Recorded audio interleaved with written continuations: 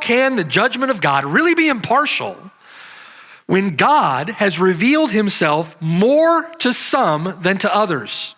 Or you can hear an almost fictional objector rising up in complaint. How can the judgment of God be impartial when God has revealed himself more to some than to others?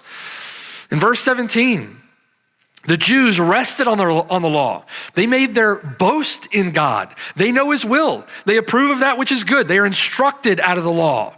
We have Abraham as our father, they would say, right? We've been given the very oracles of God. God would certainly not be impartial, so impartial as to condemn us with the Gentiles. God will certainly show us partiality in the judgment. Do you see their complaint? Do you see the issue? He will certainly show us partiality at the judgment. Then the Gentile would rise up in complain against God. We've not been given every opportunity that the Jews have been given. We've not been given that kind of blessing, the blessings of the law itself. You've shown partiality to the Jews. We didn't have the word of God in our own language, they might complain. We've not been instructed out of the law. So God would not be impartial, so impartial as to condemn us without the law. Certainly, he will show partiality to us at the judgment. Then many will rise up in that day and complain with them. Lord, Lord, have we not prophesied in your name? Have we not cast out demons in your name, done many wondrous works in your name? God certainly would not be so impartial as to condemn us with the workers of iniquity. Look at what we've done. Do you see? Some might say, these people have been going to church all their life. Surely God won't condemn me because I didn't know these things. Or, I've been going to church all my life. Surely, God, you can't condemn me with all the cult leaders and atheists out there, right? Paul says, there is no partiality with God. We can because our hearts are so deceitful, we can often deceive ourselves, comforting ourselves, consoling ourselves that we're doing some of the right things. We've heard so much truth. We go to a good church. I'm there when the doors are open. Certainly, God will be partial with me at the judgment. I'm not a sinner like all those other people are sinners. You're effectively the Pharisee with the publican in the court of the temple. God won't be impartial with me. God will certainly show me partiality at the judgment.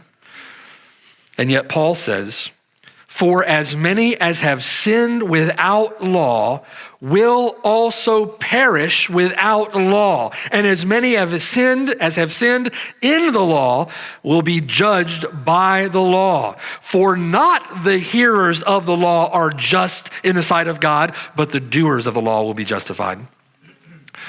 John would say, don't be deceived. Right? Don't be deceived. Don't be deceived. He who practices righteousness is righteous just as he is righteous. He who makes a practice out of sin is of the devil. Don't be deceived. Do you believe that coming to church, listening to the preaching each week will somehow excuse you in the day of judgment? Do you think because you've come here today, you've walked through the doors of this building, you've done a good thing, and that somehow God is going to bless you with favor in that day because you've continued to show up? Where does that empty confidence come from? Where does it come from? All over the place right now, all over the place, all over the world.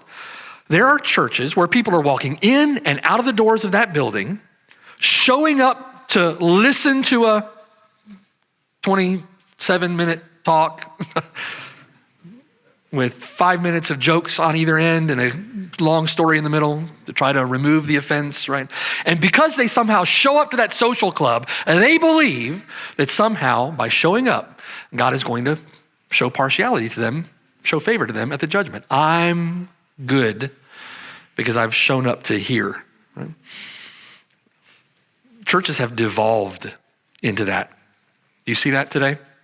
Churches have devolved into little more than a social club where all that professing Christians do is show up, and they believe that that constitutes the sole sum of their duty and obligation and responsibility before God under the law. when Titus 3, I'm going to look at that text.